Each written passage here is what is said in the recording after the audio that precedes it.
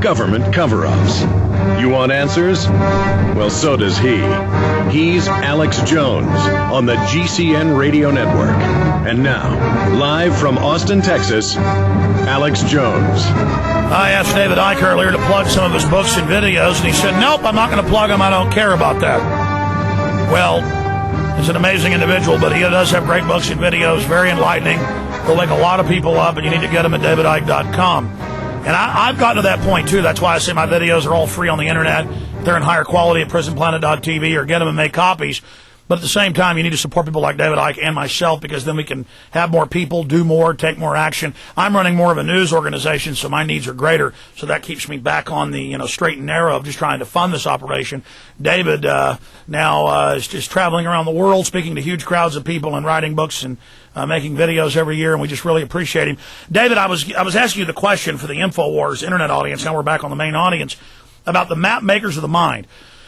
It's also dangerous if we unlock minds, or people unlock their own minds by us pointing out that they're locked, and then the New World Order has set up lots of spiritual traps, or lots of, you wouldn't even call it spiritual, coding traps is what I would call them, of false rabbit trails, which are meant to suck people into very dangerous cults, very dangerous Eastern organizations, all sorts of New World Order stuff, because the New World Order knows this, they're into it, so they've made it all very dark, and they capture people that break up through the control matrix, and they're swimming up, and the New World Order captures them in...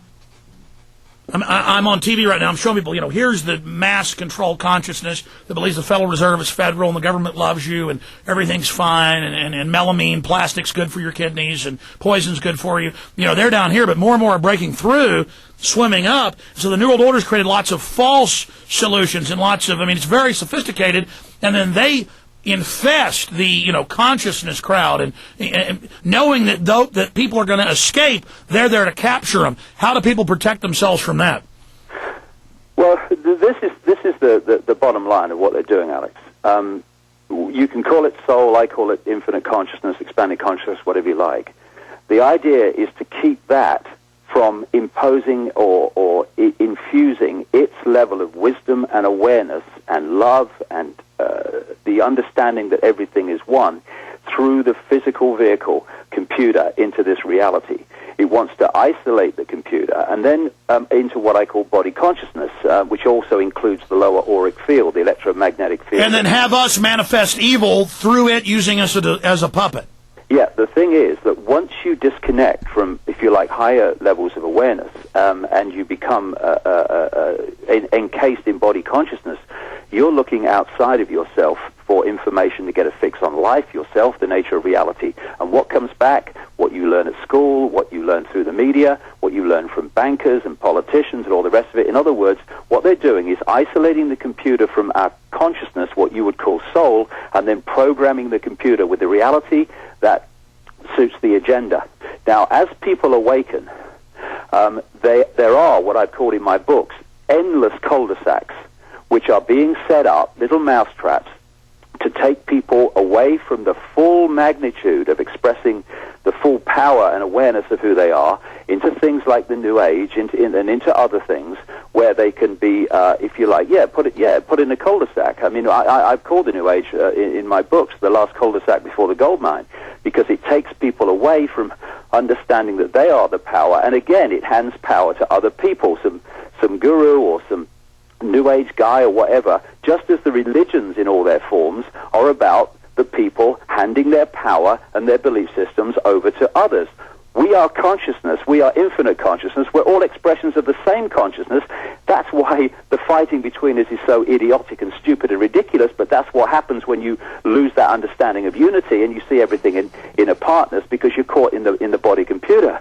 So what we need to do is to move our point of observation of the world and ourselves from I am Ethel Smith in the computer, I am the computer, to I am infinite consciousness having an experience through this computer in this tiny frequency range we call the physical world. And everyone else whose eyes I look into are the same consciousness as me having a different experience. Yeah, back into myself. And that's the incredible thing, is that just in a meat and potatoes way, let's say there is no consciousness about this, which we know is a lie, but through genetic consciousness. It's all a mirror. I understand that I am all those that came before me, and I am passing on through my children everybody that came before me and who I was, and I realize I'm going to love my children's grandchildren, who I'll never meet, or their great-grandchildren, as much as I love my children or I love myself. In fact, more so. And so why would I want to commit a crime against the genetic code? Why would I want to commit a crime against humanity when I'm related to all these people, whether they be black or white,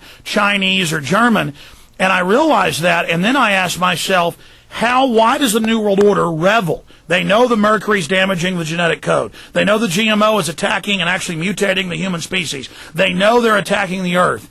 And then they give us fake environmentalism when we rebel against that and then use it to control us more. They know they are killing things. Now we've talked about the positive side, the enemy. They understand this system, but the controllers, the shadow behind the throne, the power behind the throne, they have made the conscious decision to revel in darkness and destruction. Why? Well, let's just go one point, which kind of relates to this, but relates to what you just said. Take consciousness to be the most brilliant computer programmer in the world. And he's sitting at his desk in front of a computer, symbolic of the body, shall we say, and he's trying to get his genius through that computer into the reality on the screen, this world. If that computer is destabilized, if it's not working, if it's got viruses, if it's not decoding properly, if it's got various things wrong with it, if it's electrically imbalanced and its decoding system is distorted, I don't care if that guy in that chair, symbolic of our true self, our true consciousness, is the best computer programmer who's ever lived. He's not going to pass that genius through that computer. So this conspiracy, Alex, is about attacking the vehicle, the decoding system, to make sure that it is inefficient and imbalanced and doesn't operate to the true efficiency and magnitude that it possibly could. I've got to add something. It's so incredible what you're saying. That's the true reason for the microchip, Alex. Well, in a computer, the central processing unit, the CPU, that filters all the information traffic, is a microchip. The reason they're talking now about having human computer, it's an electrochemical computer. Yeah, because they're talking now about connecting the human brain to a computer, and you can work the computer through your thoughts, is because they're connecting two computers, one more sophisticated by stunning margin than the other, but that's what they're doing. So the idea is to attack the vehicle, the computer, on every level they can. That includes programming it through words and repetition of lies, like Bin Laden was behind 9/11 and all this stuff. And eventually, repetition is a wonderful mind manipulation technique and programming technique, and the computer then starts reading reality to fit the programming. Once you introduce consciousness, those programs start to break down, and that's when people start to wake up.